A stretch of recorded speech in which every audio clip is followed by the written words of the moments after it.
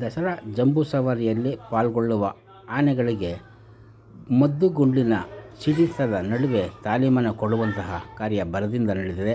ಇಂದು ಕೂಡ ಅಂತಹ ತಾಲೀಮು ನೀಡುವ ಸಂದರ್ಭದಲ್ಲಿ ಮದ್ದುಗುಂಡಿನ ಸದ್ದಿಗೆ ಹೆಣ್ಣಾನೆಯೊಂದು ಗಡಿಬಿಡಿಗೊಂಡು ಮಾವುತನನ್ನೇ ತನ್ನ ಸೊಡ್ಡಿನಲ್ಲಿ ಎತ್ತಿ ಬಿಸಾಡುವ ಪ್ರಯತ್ನವನ್ನು ಮಾಡಿದಂತಹ ಘಟನೆಗೆ ಕೂಡ ಇವತ್ತು ಸಾಕ್ಷಿಯಾಯಿತು. ಆದರೆ ಆ ಮಾವುತ ಸಂಪೂರ್ಣವಾಗಿ ಕೆಳಕ್ಕೆ ಬೀಳಲಿಲ್ಲ ಮತ್ತು ದೊಡ್ಡ ಮಟ್ಟದ ಅವಘಡ ಸಂಭವಿಸಲೇ ಇಲ್ಲ. ಯಾಕೆಂತಂದರೆ ಇತರೆ ಸಿಬ್ಬಂದಿಗಳು ಆ ಹೆಣ್ಣಾನೆಯನ್ನು ಸಮಾಧಾನಪಡಿಸುವುದರಲ್ಲಿ ಯಶಸ್ವಿಯಾದರು.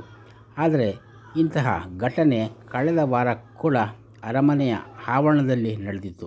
ಅಲ್ಲಿ ಗಂಡಾನೆ ಮಹೇಂದ್ರ ಮತ್ತೊಂದು ಗಂಡಾನೆ ಕಂಜನನ್ನು ಹಿಂಬದಿಯಿಂದ ತಿವಿದು ಅಲ್ಲಿಂದ ಅಟ್ಟಾಡಿಸಿಕೊಂಡು ಅರಮನೆ ಆವರಣದ ಗೇಟನ್ನು ಕೂಡ ಮುರಿದು ರಸ್ತೆ ಬದಿಗೆ ಓಡಿಸಿಕೊಂಡು ಬಂದಿತ್ತು.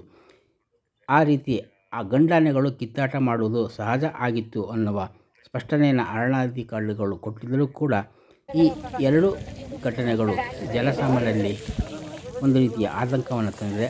ಅದರ ನಡುವೆಯೂ ಕೂಡ ಉಳಿದಂತೆ ಬೇರೆ ಆನೆಗಳು ಅರಮನೆಯ ಆವರಣದಲ್ಲಿ ತನ್ನ ಕ್ಯಾಂಪಿನಲ್ಲಿ ಇರುವಾಗ ಮಜ್ಜನವನ್ನು ಮಾಡ್ತಾ ಇರುವಂತಹ, ಖುಷಿಯನ್ನು ಕೊಡ್ತಾ ಇರುವಂತಹ ದೃಶ್ಯಗಳು ಕೂಡ ಜನರನ್ನು ಮನಸೂರೆಗೊಳ್ತಾ ಇದ್ದಾವೆ. ಒಟ್ಟಾರೆಯಾಗಿ ದಿನಕ್ಕೆ ಮೈಸೂರಿನ ದಸರಾ ವಿಜೃಂಭಣೆ ಹೆಚ್ಚುತ್ತಾನೆ ಹೋಗ್ತಾ ಇದೆ.